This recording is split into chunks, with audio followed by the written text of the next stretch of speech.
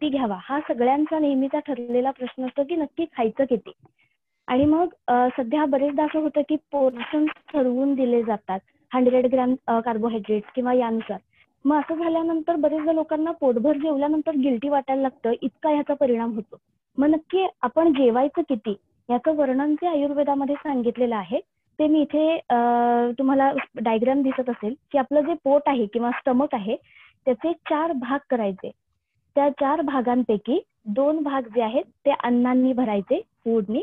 त्यातला एक भाग जो आहे तो पाण्याने भरायचा आणि एक भाग जो आहे तो डायजेशन मध्ये जे काही गॅसेस तयार होणार आहेत त्यासाठी मोकळा ठेवायला सांगितलाय.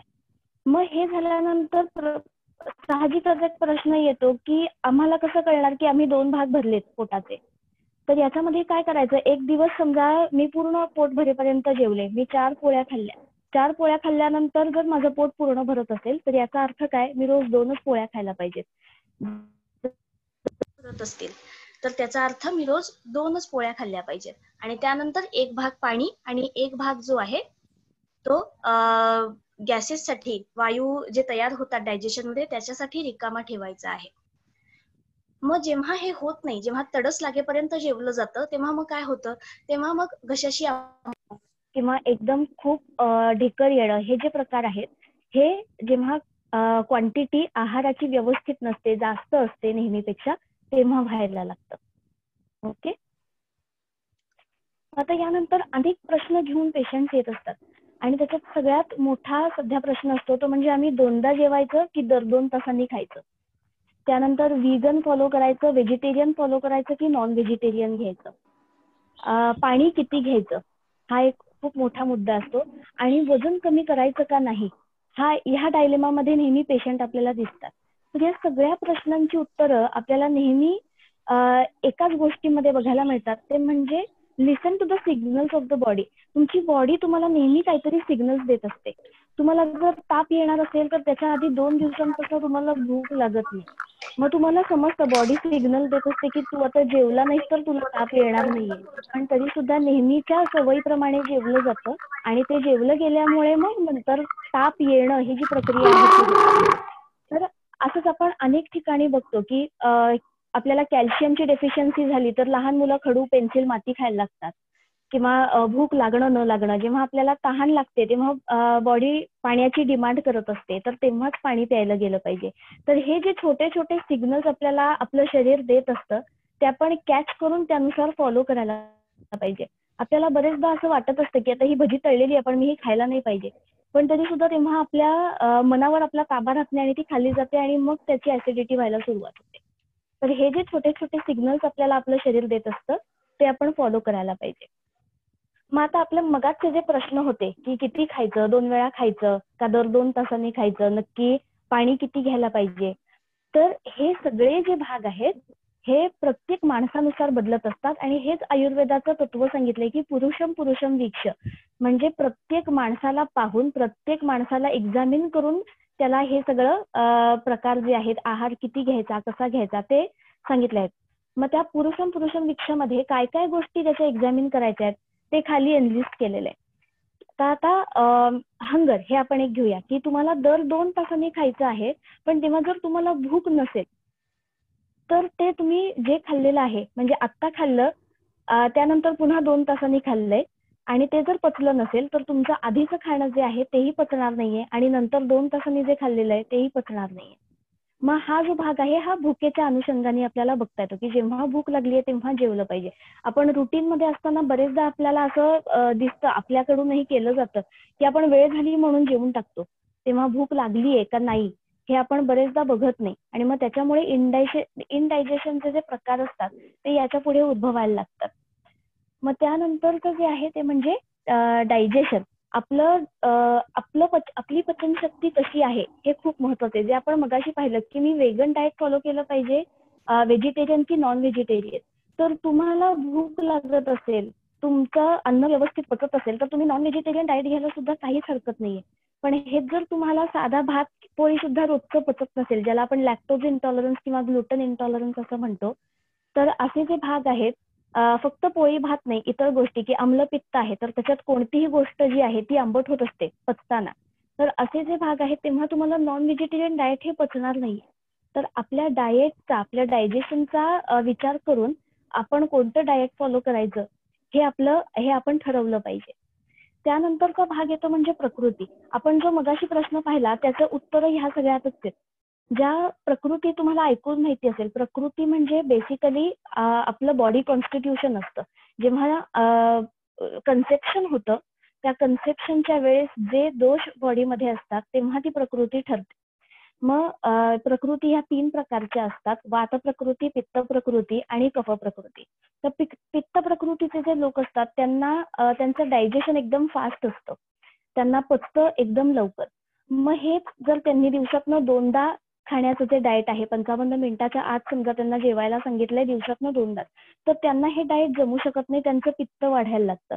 कारण जेव्हा त्यांचं डाएट पचलेलं आहे, पुन्हा भूक लागलेली आहे आणि पुन्हा भूक लागल्यानंतर फक्त डाएट फॉलो करायचं म्हणून ते खात नाहीत, तेव्हा काय होतं तर तिथे जे काही अवेलेबल आहे ते पचवलं जातं आणि हे जर रेग्युलरली होत राहिलं तर मग तिथे पोटाची आंतस्त्वचा जी आहे ती पचली जाते आणि मग अल्सर निर्माण होतात.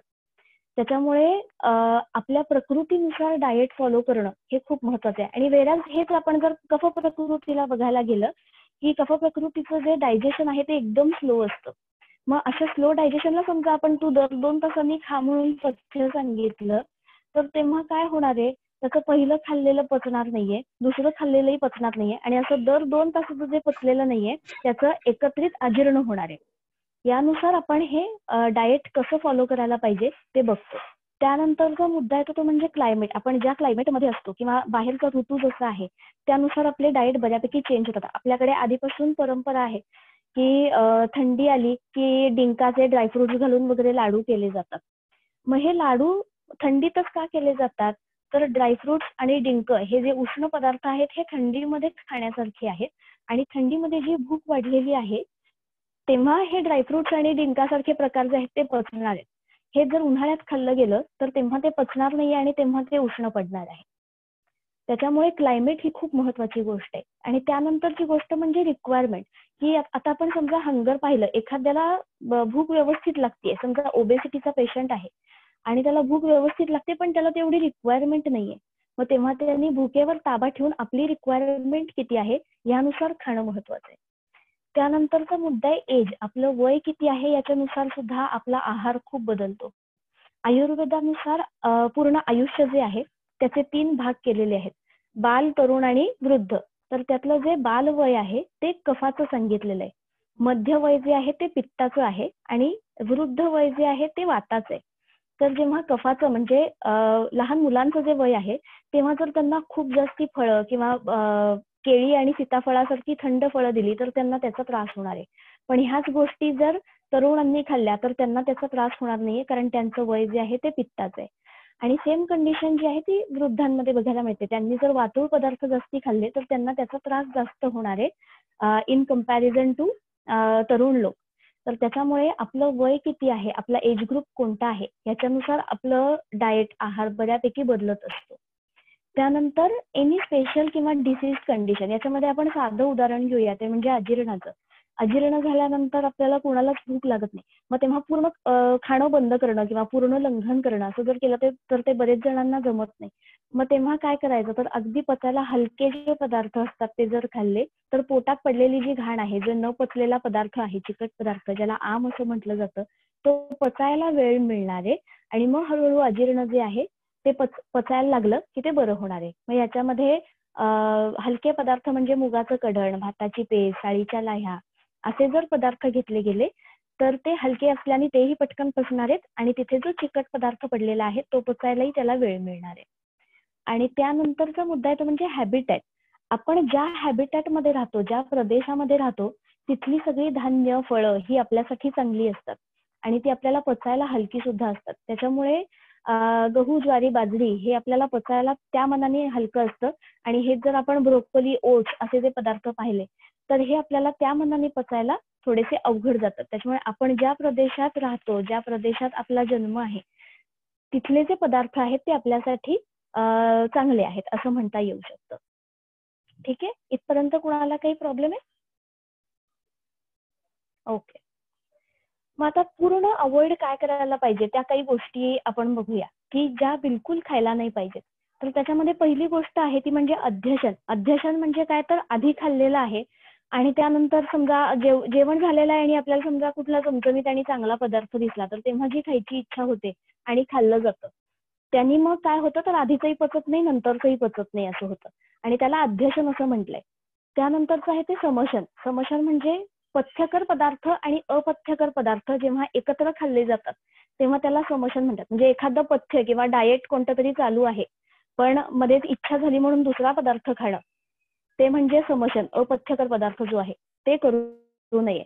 विषमशन म्हणजे कुठल्याच गोष्टीचा ताळमेळ नसणं, म्हणजे कधीही जेवणं, कितीही जेवणं, कोणत्याही वेळेला जेवणं, हे जे आहे हे बरेचदा नाईट शिफ्ट मध्ये होतं की किंवा ज्यांच्या शिफ्ट ड्युटीज असतात की काही दिवस मॉर्निंग शिफ्ट काही दिवस नाईट शिफ्ट, तर त्यांच्या खाण्याच्या वेळा कधीच प्रॉपर राहत नाहीत आणि तसं झाल्यामुळे जे बायोलॉजिकल रिदम आहे बॉडीचं तो बिघडतो आणि त्याच्यामुळे पचन जे आहे ते बिघडायला लागतं.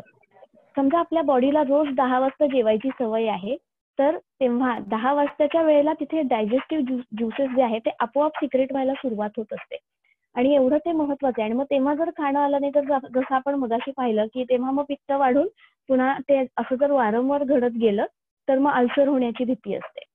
त्यानंतर संकीर्णाशन. संकीर्णाशन म्हणजे खूप जणांना सवय असते की शेवटी उरलेलं नंतर सगळं भातामध्ये कालवायचं आणि खायचं. तर हा जो प्रकार आहे हा एक एक गोष्ट वेगवेगळी खाणं आणि ती गोष्ट एकत्र करून खाणं याच्यात जो संयोग वेगळा होतो तर तो वेगळा असतो. त्याच्यामुळे संकीर्णाशन ही गोष्ट व्हायला नाही पाहिजे. आणि सगळ्यात शेवटी म्हणजे विरुद्धाशन. हे आपल्याला ऐकून सगळ्यांना माहिती असेल. ते म्हणजे विरुद्ध पदार्थ. काही कॉम्बिनेशन्स जी आहेत ती फॉरबिडन आहेत. तर ते त्याच्यामध्ये दही दूध भात, थोडक्यात दूध आणि आंबट पदार्थ, दूध आणि खारट पदार्थ असे एकत्र जेव्हा घेतले जातात त्याला आपण विरुद्ध म्हणतो. थोडक्यात विरुद्ध पदार्थ म्हणजे काय असतं, तर ते आपल्या शरीरातले दोष भरपूर वाढवतात पण त्यांना बाहेर पण पडू देत नाही आणि त्याच्यामुळे हे जे दोष वाढलेले असतात ते अनेक प्रकारचे रोग करण्यासाठी पोटंट असतात. मग त्याच्यामध्ये आपल्याला हे नेहमीचे प्रकार माहिती असतात. त्याच्यामध्ये शिकरण किंवा मिल्कशेक, चहाच्या आधी किंवा नंतर पाणी पिणं, दूध भात मीठ, दही दूध भात, ताक दूध भात, हे जे असतात हे सगळे माहिती असतात. पण सध्या एक खूप कॉमनली प्रकार आपल्याकडून खाल्ला जातो तो म्हणजे व्हाईट सॉसचा पास्ता किंवा रेड सॉस, पिंक सॉसचा पास्ता जो खाल्ला जातो. तर ह्याच्यामध्ये दूध, मैदा, दूध आणि मीठ हे सगळं एकत्र केलं जातं आणि त्याच्यामुळे हा सुद्धा विरुद्ध अन्नामध्ये मोडणारा प्रकार आहे. ओके. त्यानंतर आपण जेव्हा कोणतीही गोष्ट बघतो तेव्हा आपल्याला फिजिकल फिटनेस सोबत मेंटल फिटनेस असणं हे खूप महत्वाचं असतं आणि त्या अनुषंगाने आपण आता सात्विक आहार, राजस आहार आणि तामस आहार म्हणजे काय हे पाहूया. हे जे प्रकार आहेत आहाराचे, सात्विक, राजस आणि तामस, हे डिव्हिजन जे आलेलं आहे हे भगवद्गीतेमध्ये सांगितलेलं आहे. तर त्याच्यामध्ये सत्व आणि रजतम हे आपल्याला ऐकून माहिती असतं. तर त्याच्यामध्ये सत्व जो आहे तो मनाचा गुण आहे आणि रज आणि तम जे आहेत ते मनाचे दोष आहेत. तर याच्यामध्ये जर आपल्याला सतत विवेक बुद्धी चांगली ठेवायची, आपल्याला डिसिजन मेकिंगची पॉवर चांगली असायला पाहिजे किंवा विल पॉवर चांगली असण्याची गरज आहे, तर तेव्हा सात्विक आहार होणं हे खूप महत्वाचं आहे. कारण सत्व हा मनाचा गुण आहे आणि तो प्रकाशक असा सांगितलाय जो आपल्याला डिसिजन पटकन घ्यायला हे करतो, प्रेरित करतो, तो सत्वगुण सांगितलेला आहे. मग सत्वगुण सात्विक आहार कसा आहे ते खाली एनलिस्ट केलेला आहे, तुम्हाला दिसत असेल. जो षड्रसयुक्त आहे, जे 6 रस सांगितलेले आहेत. मधुर म्हणजे गोड, अम्ल, लवण, कटू. कटू म्हणजे संस्कृत म्हणजे तिखट आणि तिक्त म्हणजे कडू आणि तुरट रस. हे सगळे 6 रसांनी युक्त अन्न हे जे आहे ते सात्विक अन्न सांगितलंय. स्निग्ध अन्न असलं पाहिजे, म्हणजे रोजच्या आहारामध्ये तूप, तेल असे पदार्थ असले पाहिजे. तेलापेक्षा तूप जास्त, तूप आपल्याला पचायला चांगलं असतं. आणि हा जो प्रकार आहे हा सात्विक आहारामध्ये. आपल्या रोजच्या आहारामध्ये कुठलं असतं, तर आपला नेहमीचा जो भात आहे तो भाजून घेणं, साळीच्या लाह्या खाणं, हा जो आहे हा सगळा सात्विक आहारामध्ये येतो. आणि मग राजस आणि तामस आहार म्हणजे काय, तर खूप तिखट, आंबट, खारट खाणं, खूप चमचमीत खाणं, हा जो प्रकार आहे हा रजोगुण वाढवणारा आहे. रजोगुण जो आहे तो प्रवर्तक म्हणजे अहंभाव निर्माण करणारा किंवा अहंकार निर्माण करणारा असं सांगितलेलं आहे. आणि तमस जो आहे ते म्हणजे तामस अन्न खाल्ल्यानंतर जे लोक असतात ते आळशी व्हायला लागतात, त्यांना काहीच करायचा उत्साह राहत नाही. मग याच्यामध्ये मेनली शिळं अन्न जे असतं ते येतं आणि त्यानंतर उष्ट म्हणा, बरेच जणांना एका डब्यात 4 जणांनी खायची सवय असते. हे जे सगळं आहे हे तामस अन्न म्हणून येतं. तर हे तमोगुण वाढवणारं म्हणजे बुद्धीला आवरण आणणारं अन्न असतं आणि त्याच्यामुळे आपली डिसिजन मेकिंगची पॉवर जी आहे ती कमी होऊ शकते, ग्रास्पिंग पॉवर जी आहे ती कमी होऊ शकते. आणि या अनुषंगाने सात्विक आहार, राजस आहार आणि तामस आहार याचं डिव्हिजन आपण बघतो. ओके, आतापर्यंत डाएटच्या बाबतीत कोणाला काही क्वेश्चन्स असतील तर आपण घेऊया.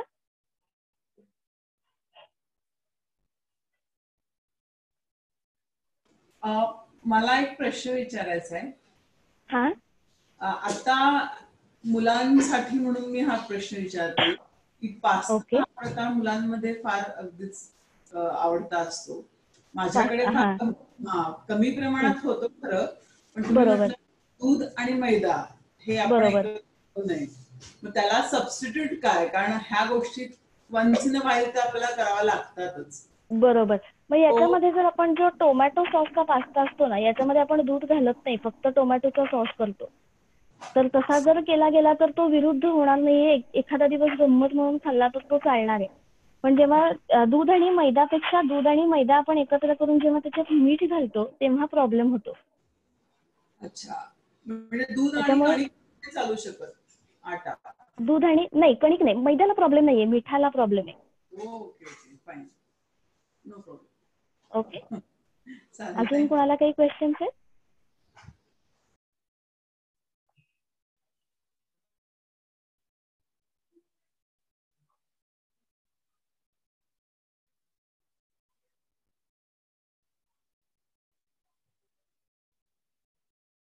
घेऊया पुढे. ओके, आपण आता व्यायामाबद्दल बघूया.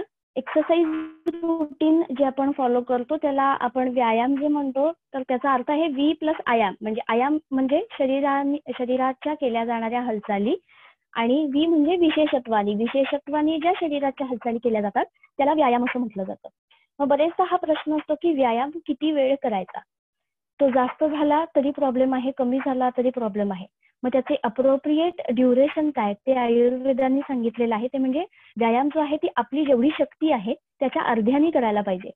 मग हे कसं आपल्याला समजणार? तर आपण व्यायामाला सुरुवात केल्यानंतर थोडासा कपाळावर घाम आलाय, काखेत घाम आलाय, आपल्या पल्सची गती थोडीशी वाढलेली आहे, धडधड वाटायला लागली आहे, हे झाल्यानंतर व्यायाम करणं थांबवलं पाहिजे. हा आहे तो अर्धशक्ती व्यायामाची ही लक्षणं आहेत. मग परत असा प्रश्न पडतो की हा व्यायाम पुरणार कसा काय? जेव्हा आपण फिटनेस करतोय तेव्हा हा व्यायाम कसा काय पुरेल? तर जेव्हा हा अर्धशक्ती व्यायाम अनेक दिवस किंवा नित्य केला जातो तेव्हा आपली शक्ती वाढायला लागते आणि देअरफॉर अर्धशक्ती सुद्धा वाढते आणि त्याच्यामुळे रोजची जी ड्युरेशन आहे ते हळूहळू वाढायला सुरुवात होते. आणि म्हणूनच जे नंतरचा पॉईंट लिहिलेला आहे तो म्हणजे व्यायामस्य शनैः शनैः. बरेचदा असं होतं की 31 डिसेंबर झाल्यानंतर 1 जानेवारीला एकदम जिम जॉईन केलं जातं आणि पहिल्या दिवशी 12 सूर्यनमस्कार घातले जातात. मग हे पहिल्या दिवशी 12 सूर्यनमस्कार घातले की पुढचे 4 दिवस गेले असं होतं. आणि म्हणून कसं सांगितलं, शनैः शनैः म्हणजे हळूहळू सुरुवात केली पाहिजे की पहिल्या दिवशी 3च सूर्यनमस्कार केले पाहिजेत. त्यानंतर हळूहळू जसा कम्फर्ट वाढतोय तसं तसं हळूहळू तो व्यायाम, सूर्यनमस्कार हे एक एक्झाम्पल झालं, असा कुठल्याही प्रकारचा जो व्यायाम आहे तो हळूहळू वाढवला पाहिजे. तर त्यांनी जो उपयोग आहे तो होणार आहे. एकदम जेव्हा खूप जास्ती व्यायाम केला जातो तेव्हा एकदम वात वाढला जातो आणि त्याचे साईड इफेक्ट्स किंवा ओव्हर एक्सरसाइजचे जे इफेक्ट्स आहेत ते आपल्याला दिसतात. त्याच्यामुळे तो हळूहळू आपल्या कम्फर्टनी आणि खूप ओढून ताणून न करता असा व्यायाम केला गेला पाहिजे. मग हा जो जेव्हा ओढून ताणून व्यायाम केला जातो किंवा एकदम खूप जास्त केला जातो किंवा रोज खूप जास्त केला जातो किंवा चुकीच्या पद्धतीने व्यायाम केला जातो तेव्हा काय काय होतं ते इथे लिहिलेलं आहे. तर त्याच्यामध्ये हे जे सगळे आहेत हे व्यायाम हा बेसिकली वात वाढवणारा आहे. वात तो आपल्याला एका अमाऊंट पर्यंत हा जो वाढलेला वात आहे तो शरीरातला मेद किंवा एक्सेसिव्ह फॅट आहे तो कमी करणार आहे. पण जेव्हा हा त्याच्यापेक्षा जास्त होतो तेव्हा मग हे सगळे जे आहेत ओव्हर एक्सरसाइजचे इफेक्ट ते दिसायला सुरुवात होते. मग याच्यामध्ये खोकला, अस्थमा सारखे प्रकार दिसतात. ब्लिडिंग डिसऑर्डर्स म्हणजे ज्यांना ब्लिडिंग पाईल्स असं म्हटलं जातं ते दिसू शकतं किंवा फिमेल मध्ये बघायला गेलं तर ब्लिडिंग पिरियडच्या वेळेस खूप जास्त ब्लिडिंग होणं किंवा इंटरसायकल ब्लिडिंग होणं हे प्रकार दिसायला लागतात. त्यानंतर ताप येणं, एकदम उलट्या होणं किंवा खूप तहान लागणं आणि तहानेचं फिलिंग जे आहे ते बिलकुल न जाणं कितीही पाणी प्यायलं तरी, हे प्रकार जे आहेत हे ओव्हर एक्सरसाइजमुळे अतिव्यायाम केल्यामुळे दिसायला लागतात. आता व्यायाम कोणी करू नये हे खूप महत्वाचं आहे. हे बेसिकली आपल्याला जे रोगी आहेत, जे रुग्ण आहेत त्यांना सांगायला लागतं. निरोगी माणसाने व्यायाम केला तर चालतो. मग कोणी कोणी नाही केला पाहिजे, तर ज्यांना वात आणि पित्ताचे आजार आहेत त्यांनी, मग ह्याच्यामध्ये कोण कोण येतं, तर ज्यांना संधिवातासारखे त्रास आहेत त्यांनी सूक्ष्म व्यायाम केले पाहिजेत. खूप वेट्स करणं किंवा खूप जास्त रोजचा ठरवून व्यायाम करणं हे नाही झालं पाहिजे. किंवा ज्यांना अम्लपित्तासारखे आजार आहेत किंवा ज्यांना अंगात उष्णता खूप जास्त आहे, ज्यांना मगाशी आपण पाहिलं तसे ब्लिडिंग डिसऑर्डर्सचे आजार आहेत, तर त्यांनी हा व्यायाम जो आहे हा प्रिकॉशन्स घेऊन किंवा ऑब्झर्वेशन खाली असा केला पाहिजे. त्यानंतर खूप वृद्ध जे आहे, जसं आपण मगाशी पाहिलं की वृद्ध वय जे आहे ते वाताचं आहे, किंवा त्याच्यामुळे तेव्हा व्यायाम हा जपून करणं महत्वाचं आहे. त्यानंतर इनडायजेशन, अजीर्णामध्ये व्यायाम करू नये, कारण आपल्याला तेव्हा सगळी जी ब्लड फ्लो आहे तो तिथे जो काही चिकट पदार्थ पडलेला आहे तो पचण्यासाठी लागणार आहे. जर तेव्हा व्यायाम केला तर तो सगळा ब्लड फ्लो मसलकडे डिरेक्ट होणार आहे. आणि त्याच्यामुळे जेव्हा आपल्याला असं वाटते की आपल्याला भूक लागत नाहीये, अजीर्ण झाल्यासारखं वाटतंय, करपट ढेकर येत आहेत, तेव्हा 1-2 दिवस व्यायाम थांबवला की ते अजीर्ण पटकन पचून जातं आणि मग नंतर व्यायामाला सुरुवात केली तर चालते. आणि त्यात तशीच दुसरी गोष्ट म्हणजे ताप. तापातही हीच गोष्ट होत असते की ताप आल्यानंतर ती जी पोटात पडलेली घाण आहे ती पचवण्यासाठी बॉडीचं टेम्परेचर वाढलं जातं आयुर्वेदानुसार. तर तेव्हा जर व्यायाम केला गेला तर अगेन हा सगळा ब्लड फ्लो जो आहे तो सगळा मसलकडे डिरेक्ट झाल्यामुळे पोटात पडलेलं जे अन्न आहे ते पचणार नाहीये, आणि त्याच्यामुळे ताप आलेला असताना व्यायाम करू नये.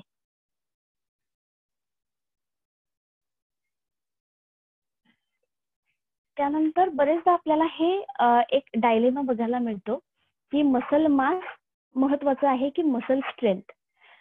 तर बरेचदा तुम्ही हल्ली काही व्हिडिओ फिरत असतात ते पाहिले असतील, तर मसल मास बद्दल आपण जर पाहिलं तर त्या माणसांना स्वतःची पाठही खाजवता येत नाही, असं काही व्हिडिओ सध्या हे होत असतात. तर जेव्हा मसल मासचा काही ठिकाणी मसल मास सुद्धा महत्वाचं असतं. तर मसल मास म्हणजे काय असतं, मसल मास वाढवणं म्हणजे थोडक्यात मसल टिश्यू जो आहे तर त्याला व्यायाम आणि काही गोष्टींची जोड देऊन तो टिश्यू जो आहे त्याचा साईज वाढवणं किंवा फायबर्स जे आहेत त्याचं काउंट वाढवणं, हे म्हणजे मसल मास आहे. आणि दुसरं म्हणजे काय आहे तर मसल स्ट्रेंथ आहे. त्याच्यामध्ये काय, increasing functional ability of muscles, की आपल्याला जिथे ज्या मसलचे फंक्शन्स आहेत त्याची ॲबिलिटी वाढवणं म्हणजे मसल स्ट्रेंथ इन्क्रीज करणं आहे. तर जिथे समजा आपण ट्रेकिंगचा विचार केला किंवा क्लाइम्बिंगचा विचार केला तर आपल्याला मसल मासपेक्षा मसल स्ट्रेंथ किंवा फ्लेक्झिबिलिटी गेन करणं हे जास्त महत्वाचं ठरतं. तर त्या दृष्टीने मसल स्ट्रेंथ नुसार आपण काय काय पाहिलं पाहिजे, तर काही योगासनं आहेत ज्याच्यामुळे मसल स्ट्रेंथ, ब्रीदिंग आणि बॅलन्स जे आपल्याला क्लाइम्बिंग किंवा ट्रेकिंग ह्यासाठी महत्वाचं असतं ते आपल्याला दिसू शकतं. तर त्याच्यामध्ये काही आसनं आपण बघूया. त्याच्यामध्ये मार्जार आसन, अधोमुख शवासनी. इथे जर तुम्ही पाहिलं तर ज्या ज्या मसलवर तिथे काम होणार आहे ते मसल हायलाइट केलेले आहेत. मग याच्यामध्ये ग्लुटियल मसल्स आहेत, हॅमस्ट्रिंग आहेत, काफ मसल्स आहेत किंवा वरचे पेक्टोरालिसचे काही मसल्स आहेत. हे अधोमुख शवासननी त्यांना स्ट्रेंथ मिळणार आहे. त्यानंतर उत्तानासन, याच्यामध्ये सुद्धा ज्याला आपण ट्रपिजियस म्हणतो किंवा बॅकचे जे मसल्स आहेत, ग्लुटियल मसल्स, हॅमस्ट्रिंग आणि काफ मसल्स यांनी स्ट्रेंथ मिळणार आहे. वृक्षासन, मलासन, याला बेसिकली पेरिनियमला यांनी फ्लेक्झिबिलिटी आणि स्ट्रेंथ मिळत असते. त्याच्यामुळे बरेचदा हा व्यायाम नॉर्मल डिलिव्हरीसाठी सुद्धा आपण सजेस्ट करतो 9व्या महिन्यामध्ये, कारण इथे जे आपल्याला ग्लुटियल आणि ॲब्डोमेनचे मसल्स दिसतात याचा रोल त्याच्यामध्ये जास्त असतो. त्यानंतर पश्चिमोत्तानासन, याच्यामध्ये स्पाईनचे जे एक्सटेन्सर मसल्स असतात त्याचा आपल्याला खूप उपयोग होतो त्याच्या स्ट्रेंथमुळे. त्यानंतर वीरभद्रासनचे हे 3 प्रकार आहेत ज्याच्यामध्ये आपल्याला वेगवेगळ्या मसल्सवर स्ट्रेंथ मिळते. ज्या ज्या मसलवर ताण येतो त्या त्या मसलची स्ट्रेंथ वाढत असते. त्यानुसार आपल्याला वीरभद्रासन हे बघता येतं. त्यानंतर बॅलन्सिंगसाठी आणि अप्पर बॉडीच्या मसल्सची स्ट्रेंथ वाढवण्यासाठी मयूरासन हा प्रकार खूप महत्वाचा आहे. हे थोडंसं बरेच वेळ प्रॅक्टिस केल्यानंतर जमणारं आसन आहे. तर त्याच्यामध्ये सुद्धा ट्रायसेप्स, ग्लुटियल आणि स्पायनल एक्सटेन्सर या मसलवर ताण येऊन त्या मसलची स्ट्रेंथ वाढते आणि पूर्ण बॉडीचा आधार जो आहे तो हातांवर, भार जो आहे तो हातांवर घेतल्यामुळे बॅलन्स जो आहे तो सुद्धा याच्याने डेव्हलप होतो. त्यानंतर चतुरंग दंडासन, याच्यामध्ये ही तीच साधारण कंडिशन आहे. त्यानंतर वसिष्ठासन, याच्यामध्ये अप्पर बॉडीचे किंवा हाताचे जे मसल्स आहेत त्याला चांगली स्ट्रेंथ मिळते. पेक्टोरॅलिस जे मसल किंवा छातीचे जे मसल्स आहेत त्याला चांगली स्ट्रेंथ मिळते. त्यानंतर योग म्हणजे काय तेवढं, जसं आपण मगाशी पाहिलं तसं फिजिकल फिटनेस बरोबर मेंटल फिटनेस सुद्धा आपल्याला महत्वाचा असतो. आणि तेच म्हणजे योग सांगितलंय. समत्वम योग उच्चते म्हणजे काय, तर योग is balance state of body and mind. मग बरेचदा असं होतं की जेव्हा आपल्याला गिव्हअप करायचा पॉइंट येतो तर तो येऊ नये याच्यासाठी महत्वाचं असतं ते म्हणजे मेंटल फिटनेस, आणि त्याच्यासाठी प्राणायाम करणं गरजेचं असतं.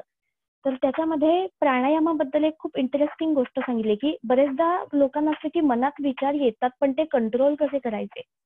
तर याच्यामध्ये मुख्य मुद्दा जो असतो तो सांगितलाय तो म्हणजे पवनो बध्यते येन मनस्तेनैव बध्यते. म्हणजे आपल्या शरीरातला जो वात आहे म्हणजे श्वास, याच्यावर जेव्हा कंट्रोल मिळवला जातो प्राणायामांद्वारे तेव्हा मनावर कंट्रोल यायला लागतो. आणि म्हणून प्राणायाम करणं हे महत्वाचं आहे. मग तेव्हा त्याच्यामध्ये इथे जे एनलिस्ट केलेले आहेत ते सगळे प्राणायाम आपल्याला करता येतात. किंवा जेव्हा आपल्याला मोठ्या ट्रेक्सची एक्सपिडिशन्सची तयारी करायची आहे तेव्हाही या प्राणायामांचा खूप उपयोग होऊ शकतो. कारण बेसिकली प्राणायाम हे ब्लडची ऑक्सिजन कॅरिंग कपॅसिटी वाढवत असतात. आणि जेव्हा आपण हाय अल्टिट्यूडला जातो आणि जेव्हा ऑक्सिजनचं प्रमाण कमी व्हायला लागतं एअरमधलं, तेव्हा ह्या नित्य प्राणायाम केल्याचा उपयोग तेव्हा आपल्याला होऊ शकतो. तेव्हा तिथे प्राणायाम करून उपयोग होणार नसतो. जेव्हा हे प्राणायाम नित्य केले जातात तेव्हा ती ब्लडची ऑक्सिजन कॅरिंग कपॅसिटी वाढते. आणि हे तेव्हा जसं आपल्याला माहिती असेल की संगीताचा रियाज करताना उंच स्वर लागण्यासाठी खर्जाची प्रॅक्टिस केली जाते. त्याच अनुसार जेव्हा आपल्याला हाय अल्टिट्यूडला गेल्यानंतर श्वास व्यवस्थित राहणं ही गोष्ट करायची आहे तेव्हा आपल्याला प्राणायामांसारख्या प्रकारांचा उपयोग होऊ शकतो. त्याच्यामध्ये ओंकार, अनुलोम विलोम हे रोज केले तरी चालतात. आणि आपल्याला कुठल्या भागामध्ये जायचं आहे त्यानुसार आपण पुढचे प्राणायाम जे आहे ते बायफर्केट करू शकतो. जर आपल्याला उष्ण कटिबंधामध्ये जायचं असेल तर भ्रामरी आणि उज्जाई सारखे जे प्राणायाम आहेत त्यांचा उपयोग होऊ शकतो. आणि जर बंधामध्ये जायचं उलट शीत कटिबंधामध्ये जायचं असेल तर भ्रामरी आणि उज्जाईचा उपयोग होतो. आणि उष्ण कटिबंधामध्ये जायचं असेल तर शीतली आणि शीतकारी या प्राणायामांचा आपल्याला उपयोग होतो. तर यानुसार हे प्राणायाम करण्याचा आपल्याला श्वास मेंटेन करण्यासाठी खूप चांगला उपयोग होऊ शकतो. थँक्यू. आता आपल्याला काही प्रश्न असतील तर आपण, मला वाटतं या लिंक मध्ये वेळ कमी उरलेला आहे तर कसं करायचंय. आपण एक काम करूया, आपण सगळेच डिस्कनेक्ट करून पुन्हा रिकनेक्ट करूया using the same credentials so that we have ample time, right. Okay. आता मी डिस्कनेक्ट करतोय. You need to reconnect with same credentials. Okay.